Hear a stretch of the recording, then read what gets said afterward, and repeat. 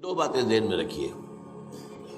پہلی بات تو یہ کہ آپ کبھی بھی یقین کے ساتھ نہیں کہہ سکتے کہ آپ حضور کو دیکھ رہے ہیں،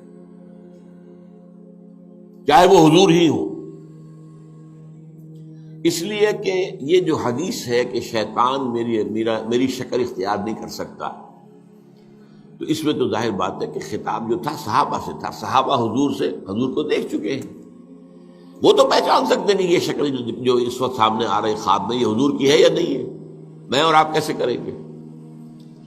لہذا اس میں وہ یقین کی بات نہیں ہو سکتی۔ دوسرے یہ کہ آیا اس کی خواہش یہ کوئی بہت اہم شے ہے، بہت ضروری ہے؟ کہیں ایسا تو نہیں کہ ہم نے جو چیز اہم ہے دین کی وہ تو پیچھے ڈال دی ہو، اور غیر اہم دین شے کے جو ہے وہ ہم اس کی آرزو اپنے دل میں لیے بیٹھے ہوں۔ اہم تو یہ ہے کہ اللہ کے دین کے لیے جہاد کرو، مال کھپاؤ، جان کھپاؤ، ایک جماعت میں شامل ہو جو کام کر رہی ہو، تاکہ وہ جماعت اگر من حیث الجماعت مضبوط ہو جائے تو باطل سے ٹکراؤ۔ اصل بات تو اہم یہ ہے۔ باقی حضور خواب میں آ سکتے ہیں، اس میں کوئی شک نہیں ہے، سچا خواب بھی ہو سکتا ہے، یہ بھی ٹھیک ہے۔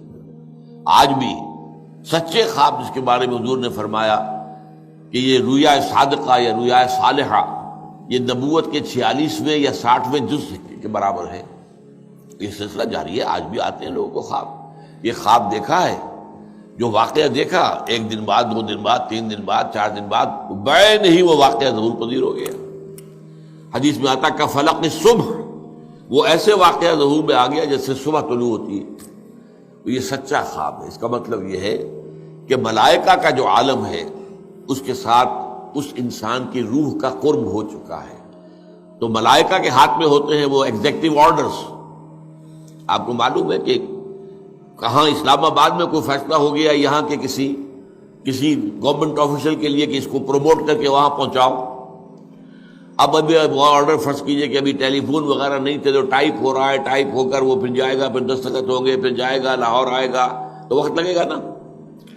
لیکن اس عرصے میں وہاں کا کوئی آدمی جو ہے وہ بتا دیتا ہے اس کو کہ تمہارے لیے یہ آرڈر ہو گئے، بھائی ابھی وہ آرڈر تو نہیں آیا، اس کے پاس پتہ چل گیا کہ آرڈر ہو گئے۔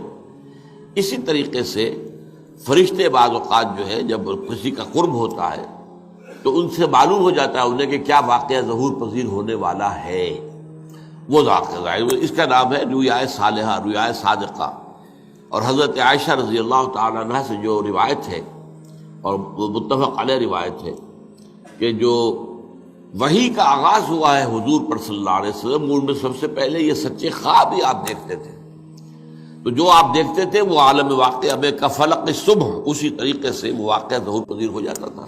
یہ گویا کہ آغاز تھا اس کا کہ روح محمدی کا وہ عالم ارواح کے ساتھ، عالم ملائکہ کے ساتھ اب اتصال ہو گیا ہے۔ اب اس کے بعد پھر وحی شروع ہوئی ہے، براہ راست جو ہے وہی حضرت جبرائیل علیہ السلام لے کر آئے، پہلی وحی غار حرا میں۔ تو یہ بات آپ کی جو تھی خواب کی، تو خواب میں حضور آ سکتے ہیں، اس میں کوئی شک نہیں۔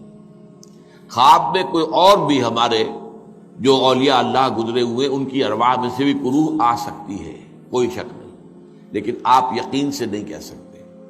ہو سکتا ہے کہ کسی شیطان نے کہا ہو اور آپ کو وہ کوئی ورغلا رہے ہو، تو دوسری لازمی بات جو ہے وہ ان خوابوں کی یہ ہوگی کہ کوئی شے اگر کتاب و سنت کے منافی کہی جائے تو کہیے شیطان کا خواب ہے، چاہے کہنے والا کہہ رہا ہو کہ میں رسول اللہ تم سے بات کر رہا ہوں، نہیں، کتاب و سنت کے خلاف بات ہے تو شیطانی خواب ہے، رد کرو۔